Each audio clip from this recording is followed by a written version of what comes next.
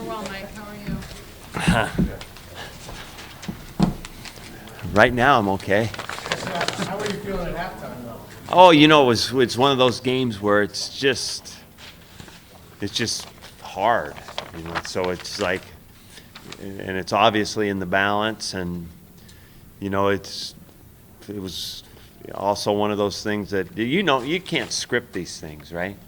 So, and we knew this team was going to be disruptive, play hard.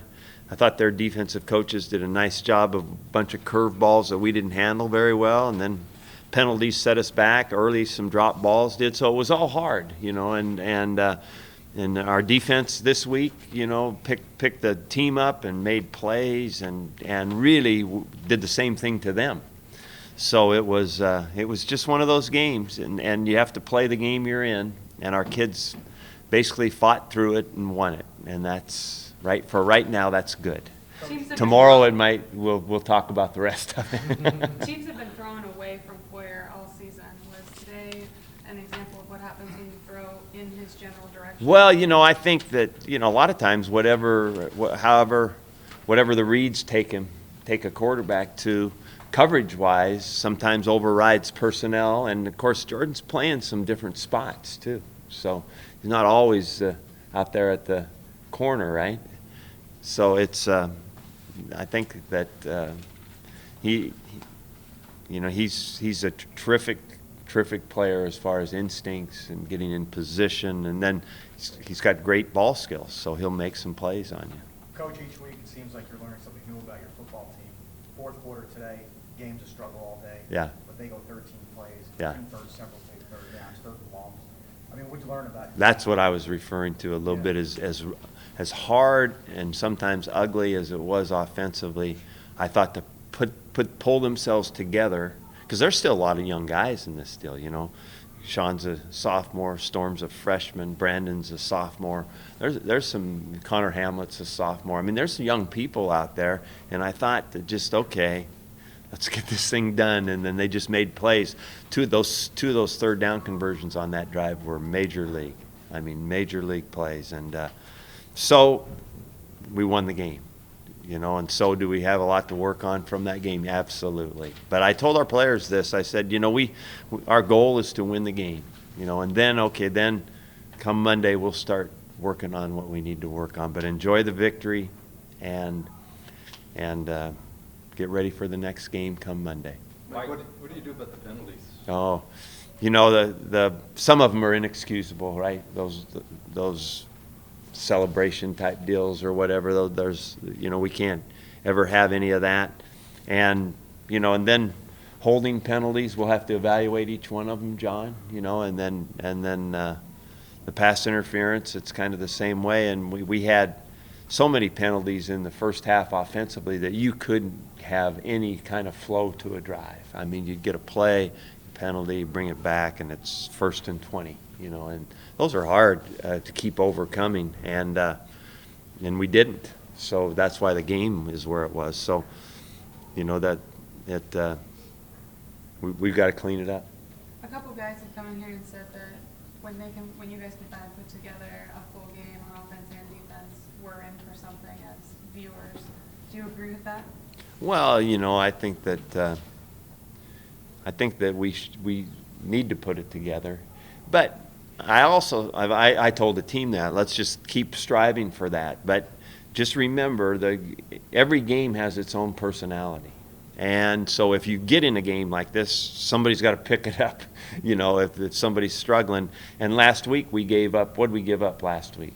500, 600 yards. 545. But we made some plays defensively, like we did today, offensively in the fourth quarter, and then offensively, I think we had 600 and something yards, and we played. So it's football, and it's not always going to be like you'd like to write it up. But yes, it sure would be nice if we held the other team to 100 and we got 700. That would be. Sean obviously didn't have a great day today. Good enough. Is he now where you thought he'd be when you did what you did last year after Sacramento State?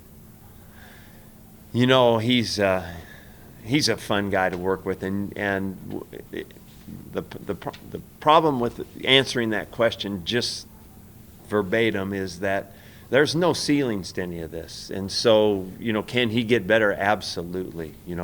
He miscalled a play today where that ended up costing us in the red zone.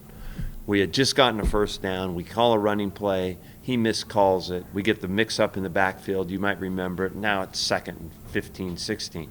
So he's not perfect here now. He's got a lot of stuff he can clean up.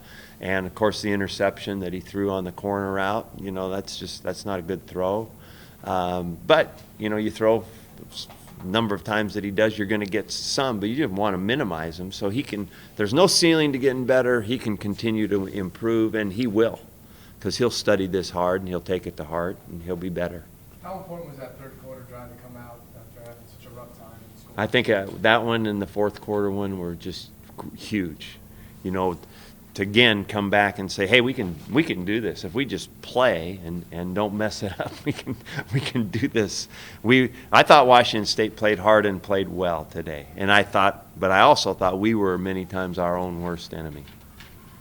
What about Jordan today? Unbelievable game. I thought it was just he's such a instinctive, smart player, well prepared guy that that he can change a game.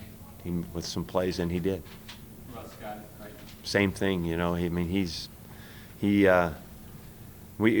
I think those guys took it as a great challenge that Washington State was going to throw the ball. How many times did they throw it? 37. Huh? Is that it?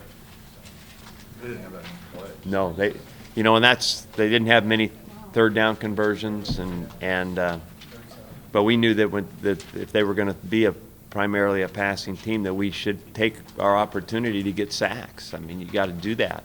You got to get sacks, you got to get knockdowns, or you got to get interceptions, to turn the game around, and we did a little of all that. Along those lines, when you play a team that has like 1,000-to-1 pass-to-run ratio, is it harder to play run defense against that sometimes because they can just catch you off guard that one time, you're not in the right gap? Yeah, I think it is. You can definitely hurt yourself, but I think our coaches did a nice job, and we even talked about it in our team meeting last night. Do not forget about the fact that regardless of what the other team is, you have to control the running game. Because if they get it all going, that's when it's really hard to defend. And so, I thought we did a good job of that today too. We missed a tackle, and a guy got loose for one pretty good gainer, but for the most part, we hurt. They didn't run the ball. Mike, do you like playing these really close games with many young guys? No, looking back, it will be good for these guys to know that there's all different ways that you can come out of this thing and win games. It's like, I don't know if that makes any sense at all, but you have to, whatever the form of the game takes place, that's the game you're in. And you might not really like it. I didn't really enjoy that first half, but that's where we were. And so we were going to have to do something about it, and I thought we did a little bit. We played better and made enough plays to win the game, even though you wouldn't want to script it like that. How do you kind of set that tone, though, to script it so it's the way that you want? No, you just practice and prepare and try to do it and execute it. The problem is the other guy's trying to do the same thing. He wants to be disruptive. So, that's you've got to be better at it and make plays and we like I said, we missed some line calls that hurt us. We held that hurt us. We dropped some balls that hurt us. I mean, it was just about all the stuff you could put together, happened in the first half in particular. So you keep them out of the end zone the entire game. I thought that was really, really well done defensively, beautifully done. And again, sometimes they got down there and looked like they were going to have a chance to score a touchdown, but we wouldn't let them, and I thought it was awesome. What do you do without in and out? Huh? It's happened several weeks, no in and out after a big win. I know they've got something down there, but it's certainly not in and out, but it's fine. It's fine for right now. Thank you all. Go to Red Mike. Yeah, Reading.